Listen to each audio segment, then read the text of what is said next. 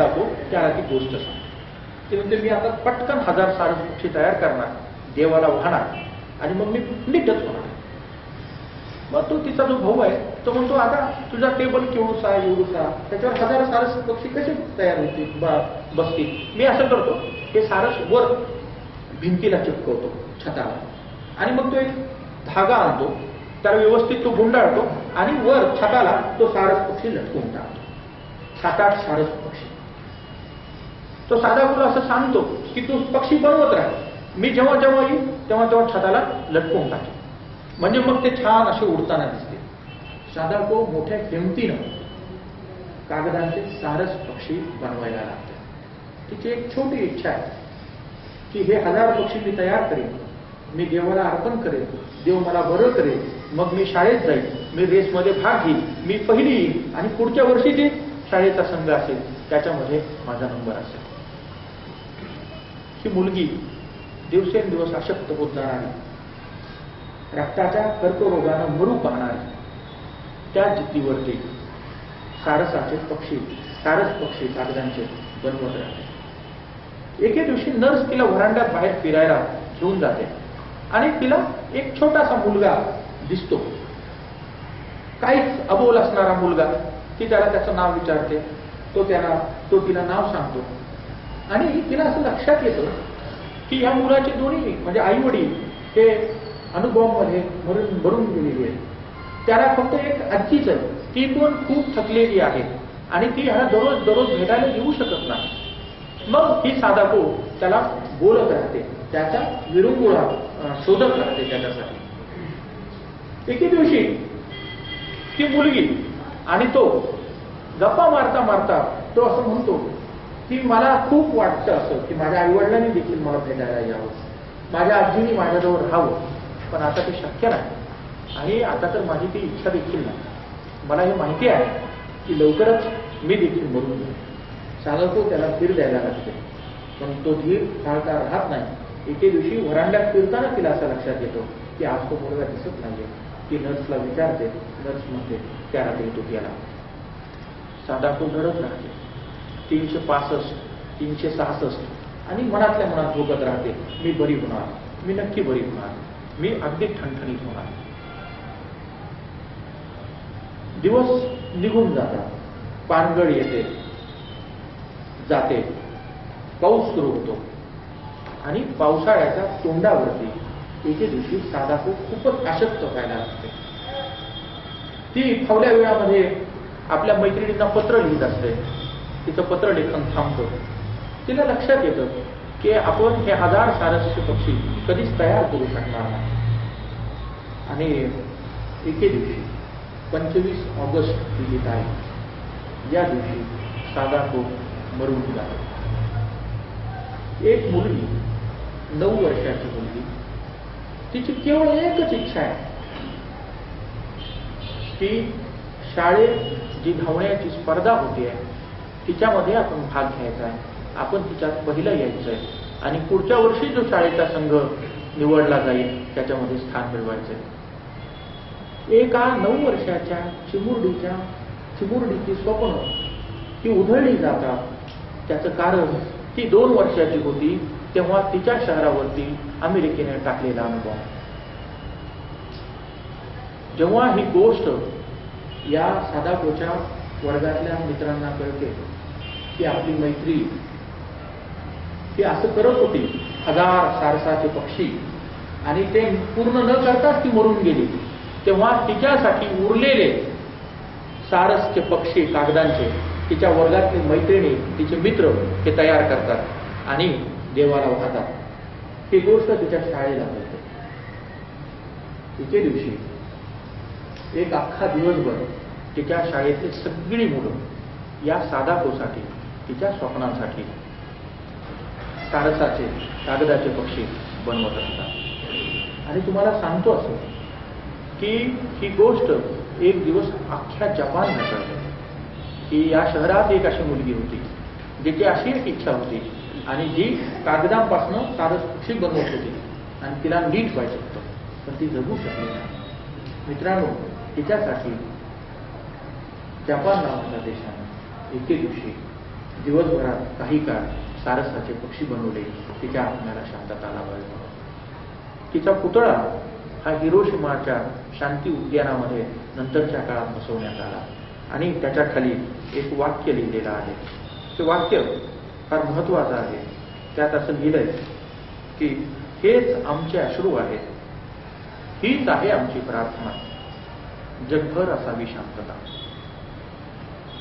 या सगळ्या पार्श्वभूमीवरती मी तोगे संकीची या कवीच्या कविता संग्रहाकडे पाहतो आणि मला हा कवी अतिशय महत्वाचा योगप्रवर्तक असा वाटायला लागतो. अनेक गोष्टी असतात. अनुवादक जेव्हा अनुवाद करतो तेव्हा तो काही एक राजकारण करत असतो. त्याला हवं नको असे भाग काही गाळत असतो, काही स्वतःहून ऍड करत असतो. असं जरी असलं तरी निरंजन उजगरे यांनी या तोगे संकेची यांच्या कवितेला अतिशय चांगला असा न्याय दिलेला आहे आणि त्याच्यामुळं या कवीच्या सगळ्या कविता या आपल्या अंतःकरणाचा ठाव घेताना दिसतात असं आपल्याला लक्षात येतं. याच्यातली सकाळ नावाची एक कविता आहे, ती मी आपल्या पुढे आता ठेवतो आहे. आपण सहसा रात्री स्वप्न पाहतो. या सकाळ कवितेचं शीर्षक आहे सकाळ आणि पहिली लाईन आहे ते स्वप्न पाहताय. कोण स्वप्न पाहतायत? बघा, मजूर लोक स्वप्न पाहतायत, स्त्री स्वप्न पाहते, तिकीट विकणारी मुलगी स्वप्न पाहते, काड्याच्या पेट्या विकणारी मुलगी स्वप्न पाहते आणि अनेक लोक स्वप्न पाहतायत. काय स्वप्न पाहतायत? फार छान आहे.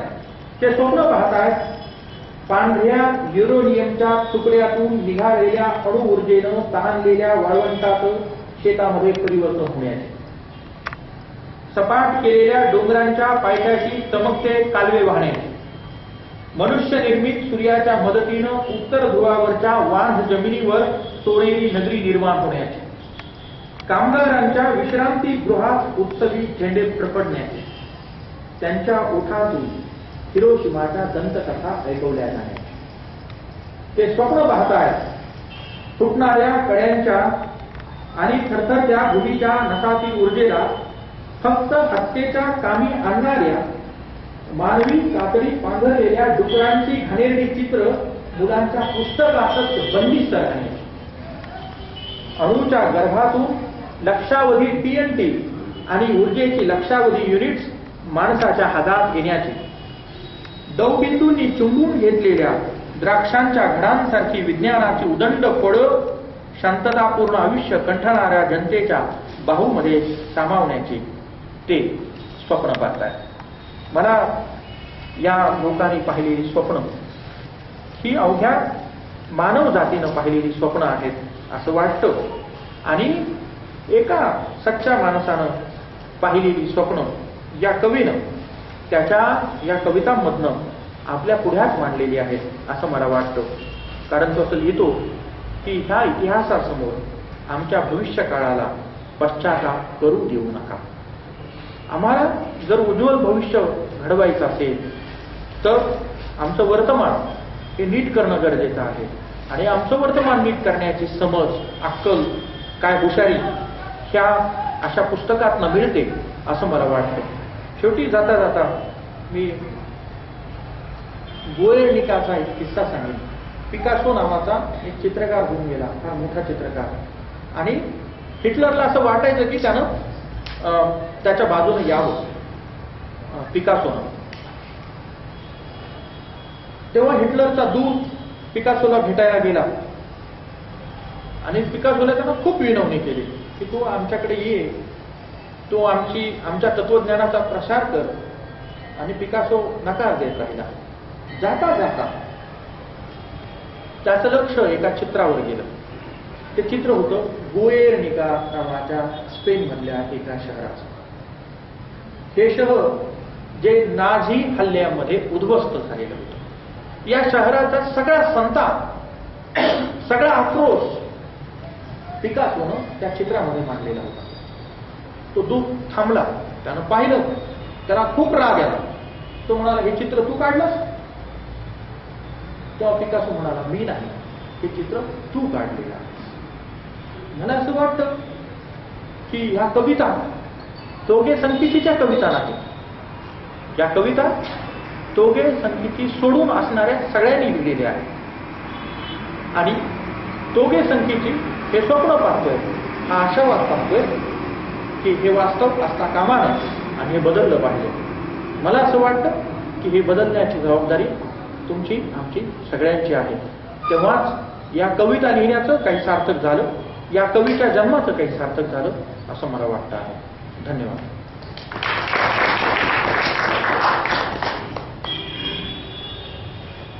धन्यवाद सर. अत्यंत भयानक अशा कवितांचं विश्लेषण अत्यंत शांत स्वरूपात आपण या ठिकाणी करून आम्हा सर्व श्रोत्यांना अत्यंत मंत्रमुग्ध केलेला आहे. तर यानंतर आपला वेळ चालू होतोय. आपल्या शंका प्रश्न पुस्तकाला धरून असावेत. शक्यतो पुस्तकाच्या बाहेर जायचं टाळावं ही आपल्या सर्वांना एक विनंती आहे. विषय सुसंगत असा चर्चेला यावा. आपला आजचा विषय वेगळा आणि चर्चेतला विषय वेगळा होऊ नये ही एक आपल्या सर्वांना विनंती करतो. आणि ज्यांना कोणाला जे काही बोलायचं असेल त्यांच्यासाठीचा वेळ आता चालू. सर, आपण एका पंतप्रधानाचा उल्लेख केला कवी म्हणून, त्याचं नाव उद्घोषित केला नाही सर. उत्सुकता वाढली आमची. हां, सरांचा प्रश्न. मला ते निरू वाटलं. गुलाबाचं फुल उल्लेख केला.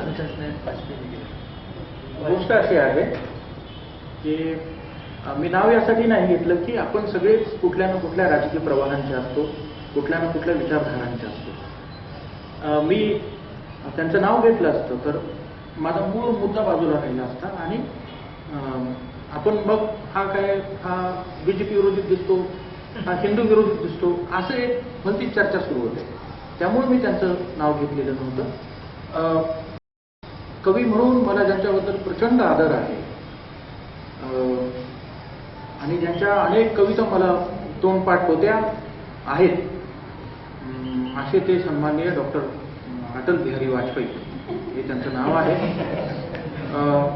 मला सांगतो मी की ते त्यांचं सरकार आलं 14 दिवसांचं एकदा आणि ते कोसळलं तेव्हा मला खूप वाईट वाटलेलं होतं. खूप म्हणजे खूपच. नुकताच मी मतदार झालो आणि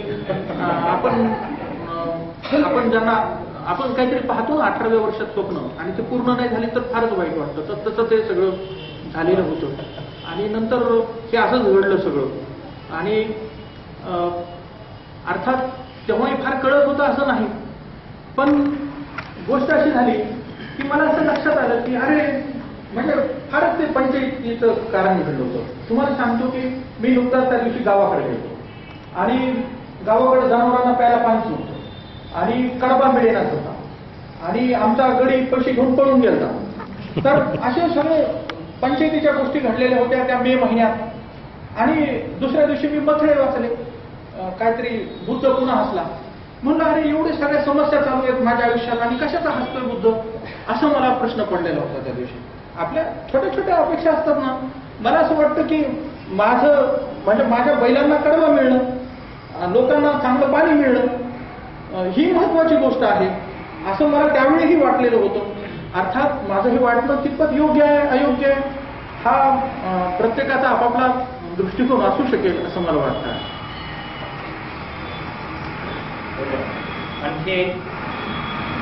आणखी कोणाचं काही मत? फक्त प्रश्नच विचारावेत, शंकाच मांडावेत असंही नाही. या पुस्तकाला धरून काही आपलं मत असेल तेही आपल्याला मांडता येईल. आपण सर्वांनी ऐकलेल्या आहेत कविता.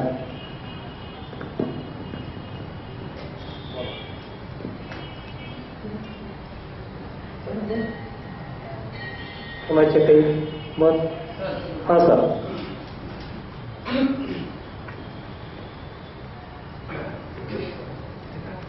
सर नमस्कार. आपल्या या निरूपणामध्ये आपण असं बोलून गेलात की काही कवींचे नाव आपण घेतले नामदार त्यापैकी एक एक 4-2 कवी सोडले तर बाकी त्यांचा विद्रोह तुम्हाला फारसा पटला नाही.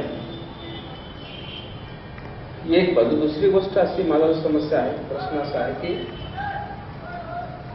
भारतापेक्षा पाश्चिमात्य देशामधील लोकांनी, विशेषतः इंग्लंडसारख्या देशामधल्या लेखकांनी, कवींनी या विषयावर अधिक लिहिलंय. युद्धाच्या समस्या, त्याचे भयंकर परिणाम या विषयावर अधिक लिहिलंय. तुम्हाला असं वाटतं का की आम्ही अलिप्तवादाची भूमिका घेतल्यामुळं तो विषय आमच्या साहित्यातून अधिकपणे प्रभावीपणे प्रकट झालेला नाही? तुम्हाला असं वाटतं का की भारताने महायुद्ध काळामध्ये अलिप्तवादाची भूमिका घेतल्यामुळे ती समस्या आमच्या साहित्यामधून प्रभावीपणे मांडली गेलेली नाही? खूप सुंदर प्रश्न सरांनी विचारलेला आहे.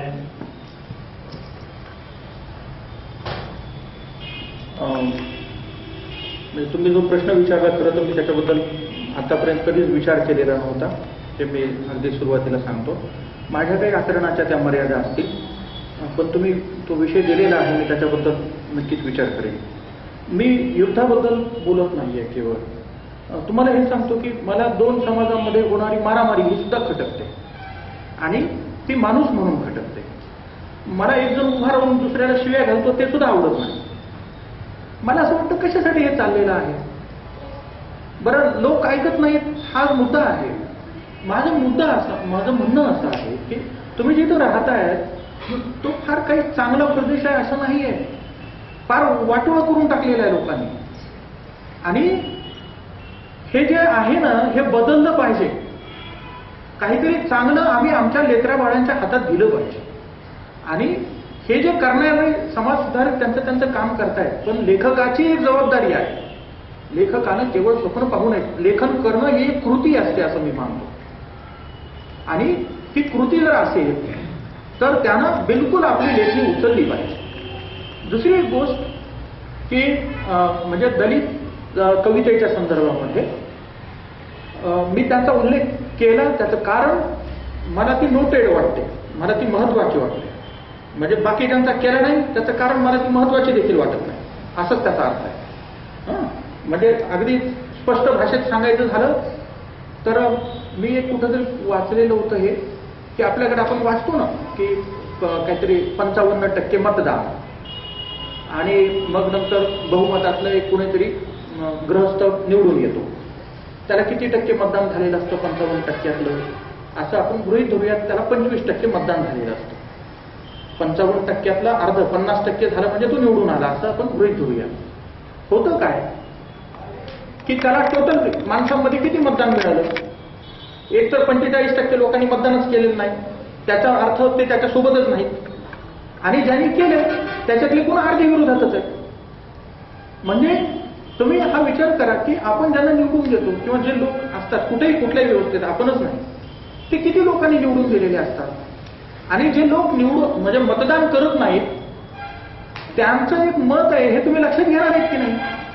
म्हणजे मतदान न करणं कारण तुम्ही आम्हाला सगळेच बदमाश वाटतात, हा त्याचा अर्थ असेल की नाही?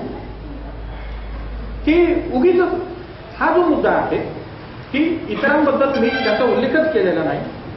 दलित कवींचा मी काही उल्लेख केला कारण ते मला महत्वाचेच लेखक वाटतात. म्हणजे आपण त्यांची दखल घेतलीच पाहिजे असं मला वाटतं. त्यातल्या सगळ्यात दलित कविता मी वाचलेल्या असाव्यात मला स्मरणात आहे असा माझा दावा नाही. अगदी नम्रतापूर्वक माझा तो दावा आहे. पण ढसाळांची ती कविता ही मला खूपच आवडते. आणि म्हणजे ही जर मला समोर असते तर मी तुम्हाला ती वाचूनच दाखवली असते. इतकी अप्रतिम कविता आहे. किंवा बाबूराव बाबुलांची ती कविता. म्हणजे तुम्हाला हे सांगतो की ज्ञानेश्वरांनी पसायदान मागितलेलं होतं आणि त्यात त्यांनी असं म्हटलेलं होतं की जो जे वांछील तो ते लाभो.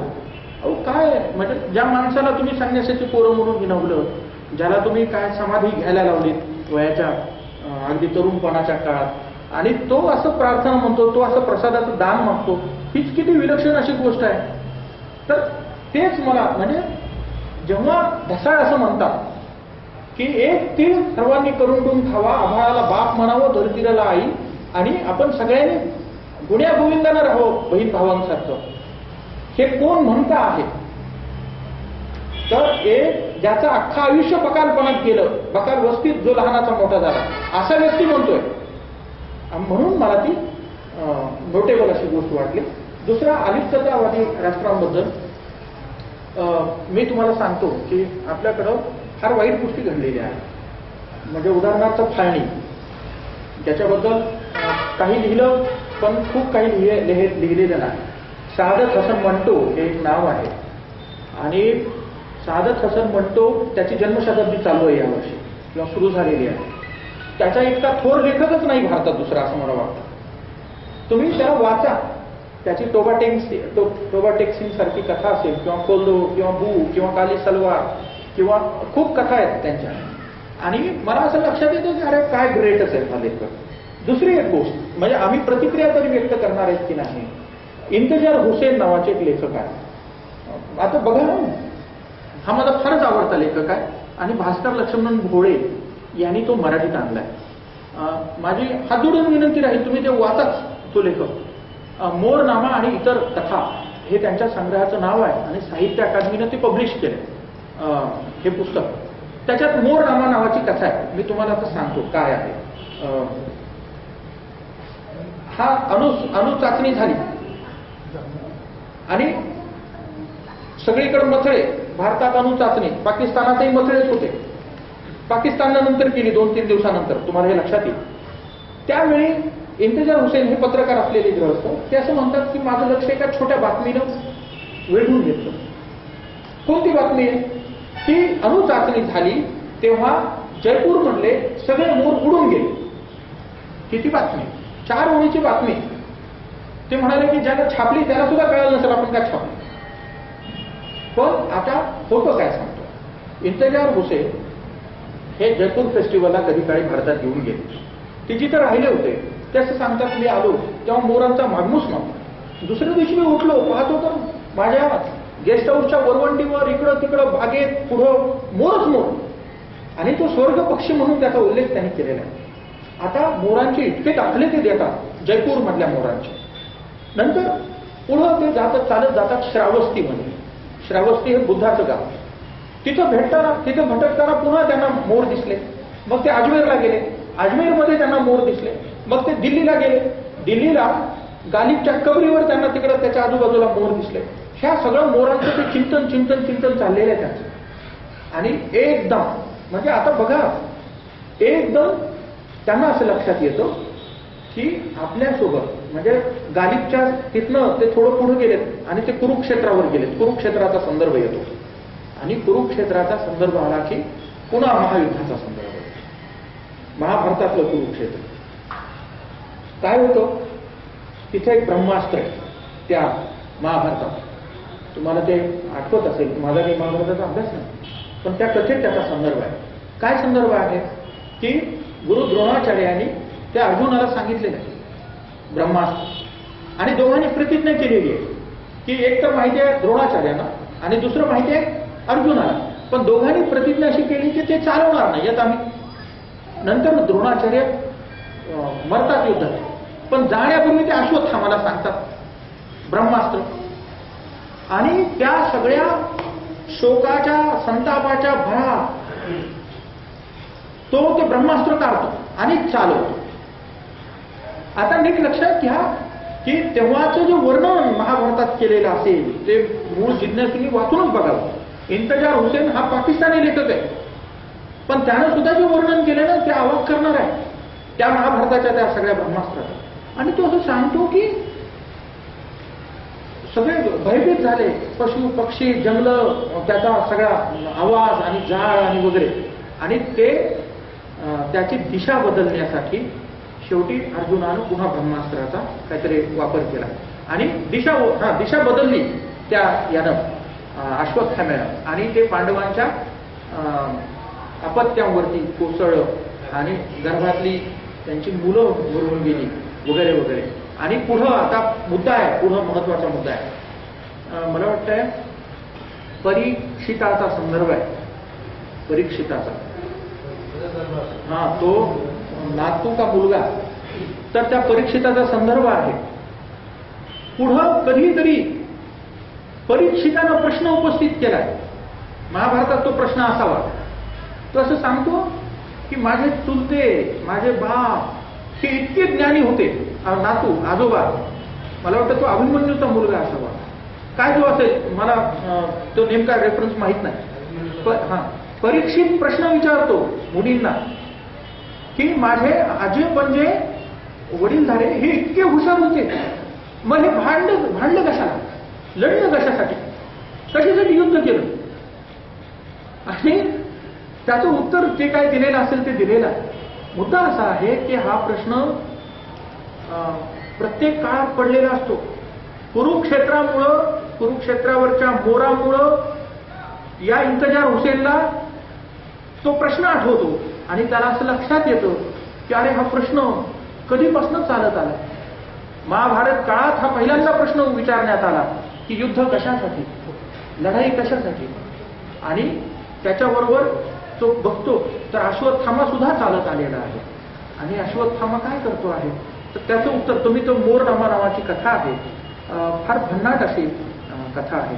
मला असं वाटतं की आपल्याकडचे जे म्हणजे अलिप्त राष्ट्र, खरं तर मी एक मुद्दा इथं सांगेन, मी जास्त बोलतोय असं मला वाटतंय तरी पण सांगेन. माझं जे ऑब्जेक्शन्स आहेत ते खूप जबरदस्त आहेत. मला असं वाटतं ना की आपण ज्याला अलिप्त राष्ट्र म्हणतो त्यातले काही देश हे तिसरं जग, थर्ड वर्ल्ड त्याच्यामध्ये येतात. आणि हे थर्ड वर्ल्डची जी कन्सेप्ट आहे ती फारच विस्मयचकित करणारी आहे. म्हणजे आपल्याकडचे लेखक कोण थोर लेखक आहेत आणि कोण रातोरात जगभर प्रसिद्धीस येतात. तुम्ही थोडं चेक करा, तुम्हाला असं लक्षात येईल की आपल्याकडं लेखकांचं एक गणित वेगळंच चाललेलं आहे. म्हणजे तुम्ही स्वतःच्या धर्माला शिव्या घाला, स्वतःच्या देशाला शिव्या घाला, की सगळं जग तुमचं कौतुक करायला आणि ते सांगायला लागतं बघा किती थोर लेखक आहे. आणि ह्याचा देश ह्याला समजूनच घेत नाही. ह्याच्या मागं असलेल्या लेखकाचं जे राजकारण आहे, त्याच्या लिहिण्याचं जे राजकारण आहे ते कोणीतरी त्याच्याबद्दल बोललं पाहिजे असं मला वाटतं. कारण मला तस्लिमा नसरीन खूप आवडते, पण तिचं लज्जा बिलकुल नाही आवडत. मला काय नाव त्याचं, सलमान रश्दी, त्याचं इतर पुस्तकं आवडतात पण ते पुस्तक नाही आवडत. अब्री मेनन आहे, हनीफ कुरेशी आहे, खूप आहेत उदाहरणं आपल्याकडं अशी की ही मंडळी काहीतरी असं विचित्र करतायत. म्हणजे आपला मूळ विषय वेगळा आहे. थर्ड वर्ल्डच्या लोकांनी अधिक गंभीरपणे लिहिणं गरजेचं आहे. जेव्हा तुमच्यावरती दबाव असतात ना, सेन्सॉर असतात ना, तेव्हा तुम्ही चांगलं लिहू शकता, अधिक मानवतेला जवळ जाणारे लिहू शकता. की लोक आपल्या आजूबाजूच्या भलतंच काहीतरी लिहित आहेत असं मला वाटतं आहे.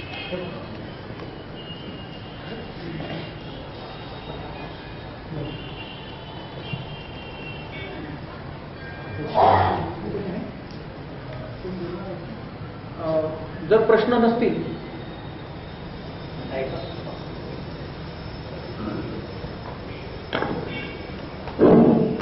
सर, मुडपे सर, फ्रान्सची राजक्रांती हे कवी, लेखक, तत्वज्ञानी घडवून आणले आणि तिथली राजक्रांती त्यांनी उलथून टाकली. प्राचीन काळापासून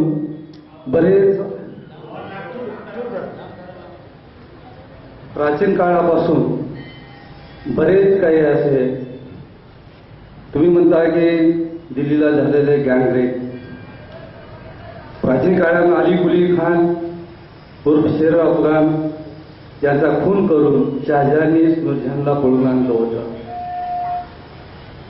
तो अत्याचार हा चालत आलेला आहे. या बाबतीत मला वाटतं की वैचारिक क्रांती व्हायला पाहिजे आणि ती मानसिकता बदलली जाईल. त्या दृष्टिकोनातून आपलं ओपिनियन काय आहे स्पष्ट करावं. मी सुरुवातीला सांगतो, मी फार छोटा माणूस आहे. माझं जे काही आकलन आहे मी फक्त मांडतो आहे. मला काय वाटतं सर सांगतो की प्रत्येकच काळ हा अंधार युगासारखाच असतो. तो आजचाही, पूर्वीचाही, उद्याचाही. पण अशा काळात सुद्धा आपल्या हातामध्ये पंथी घेऊन उभे राहणारे काही लोक असतात. आणि हे लोक जास्त महत्वाचे असतात. म्हणजे तुम्हाला असं लक्षात येईल की जेव्हा आपल्या कुठल्याही छोट्या गावामध्ये लोक शस्त्र घेऊन एकमेकांना मारत सुटत असतात, तेव्हा भांडू नका असं म्हणणारा एक आवाज असतो गावात. सगळ्याच्या सगळं गाव युद्धात नाही उतरत. हा जो भांडू नका म्हणणारा जो आवाज आहे ना, एक आवाज, तो सगळ्यात महत्वाचा आवाज आहे. मला काय वाटतं, लेखकानं जेव्हा इकडं बघतोय ना तो काळं सगळं, तेव्हा त्यानं या आवाजाकडे सुद्धा लक्ष दिलं पाहिजे. म्हणजे मी अगदीच तुम्हाला सांगेन की आपल्याकडे लोककथा असतात, लोककथा. मग तो एक राजपुत्र त्या राजकन्येचा शोध घेण्यासाठी 7 नद्या, 7 समुद्र, 7 जंगल पार करून निघाला आणि मग त्याच्यावर संकट आले, खूप संकट आले. पण या संकटाच्या मालिकेमध्ये त्याला मदत करणारे काही लोक भेटतात. मग त्याला एक आजी भेटते आणि ती सांगते, बाबा रे थोडं पुढे जाशील ना तेव्हा असं असं होईल आणि त्याच्यातनं तू वाचण्यासाठी मी हा तुला गालीचा देते, मी तुला अमुक अंगरखा देते. ही लोककथेतली जादुई वाटणारी गोष्ट आहे, पण हे ऍक्च्युली आपल्या आयुष्यात सुद्धा असतं. जेव्हा जेव्हा आपल्या आजूबाजूला खूप अंधार असतो तेव्हा उजेड धावणारे, मेणबत्त्या घेतलेले लोक तुमच्या जवळपास असतातच. म्हणजे पाडगावकरांनी म्हटलंय खरं तर, काळ्या कुट्ट काळोखा जेव्हा काहीच दिसत नसतं, तुमच्यासाठी दिवा घेऊन कोणीतरी उभं असतं. काळोखात उडायचं की उजेडात उडायचं हे म्हणतात तुमचं तुम्हीच ठरवा. पण मला असं वाटतं की आपण उजेडाच्याच बाजूनं असलो पाहिजे. एवढंच माझं त्याच्यावरती ओपिनियन असेल. मला वाटतं की जर पुरेसं असेल तर मी माझ्या वतीनं चला कवितेच्या मनात या अंतर्गत असलेल्या वाचक संवादाचे सर्व संयोजक त्यांचं मनपूर्वक ऋण व्यक्त करतो. इथं ज्यांनी मला प्रश्न विचारले मी त्यांचं अगदी ऋण व्यक्त करतो यासाठी की या निमित्तानं मी पुन्हा एकदा या विषयाच्या अनुषंगानं काही विचार करू शकलो, काही एक चिंतन पुन्हा एकदा पुनरावलोकन करू शकलो. या ठिकाणी मला माझ्यासोबत डॉक्टर नामगौडी सर आलेले होते आणि डॉक्टर मस्के सर इथं आहेत, डॉक्टर शिंदे आहेत, माझे काही परिचित मित्र आहेत. या वाचक संवादचे सगळे संयोजक. मी आपल्या सगळ्यांप्रती, आपण जे गंभीर वाचक आहात, श्रोते आहात, बंधू भगिनी, आपल्या सर्वांचं ऋण व्यक्त करतो आणि थांबतो. धन्यवाद. धन्यवाद सर. यानंतर आजच्या या वाचक संवादला उपस्थित असणाऱ्यांचा जन्मदिन, त्या जन्मदिनाच्या भेटी देण्याचा हा योग आहे आणि अत्यंत आनंद आम्हाला याचा होतोय की या सन 2013 या वर्षाची सुरुवात एका अभ्यासू, ज्ञानी आणि वक्तृत्व कला गुण संपन्न असणाऱ्या व्यक्तीच्याकडनं या वर्षीच्या या वाचक संवादाच्या कार्यक्रमाची सुरुवात होते. त्याचा आनंद आम्हाला होतोय. यात आणखी दुधात साखर पडावी त्याच पद्धतीनं याच महिन्यातल्या 14 तारखेला यांचा जन्मदिन आहे आणि म्हणून या जन्मदिनाची भेट देण्यासाठी मी आदरणीय प्राचार्य लहाने सरांना विनंती करतोय की आदरणीय पृथ्वीराजजी तौर सर यांच्या जन्मदिनाची भेट आपण त्यांना द्यावी. आदरणीय प्राचार्य पी.टी. लहाने सर.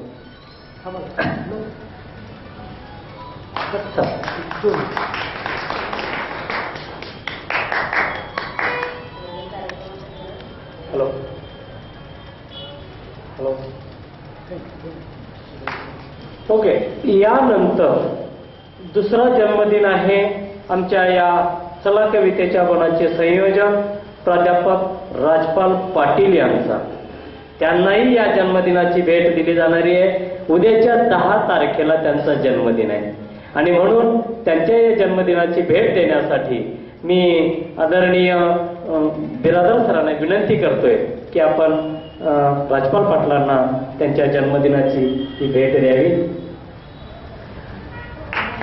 सायन्सचे प्राध्यापक असल्यामुळे आपल्याला इंग्रजीतलं पुस्तक भेट या ठिकाणी दिलं चाललेलं आहे. यानंतर याचबरोबर आणखी याच वर्षातली जन्मदिन असलेले नेमकी सुरुवातच एक जन्मदिन ज्यांचा आहे असे आदरणीय डोंगरे अनंत, त्यांनाही या ठिकाणी जन्मदिनाची भेट दिली जाणार आहे. मी बापूंना विनंती करतोय की आपल्या शुभ हस्ते आपण डोंगरे सरांना त्यांच्या जन्मदिनाची भेट द्यावी.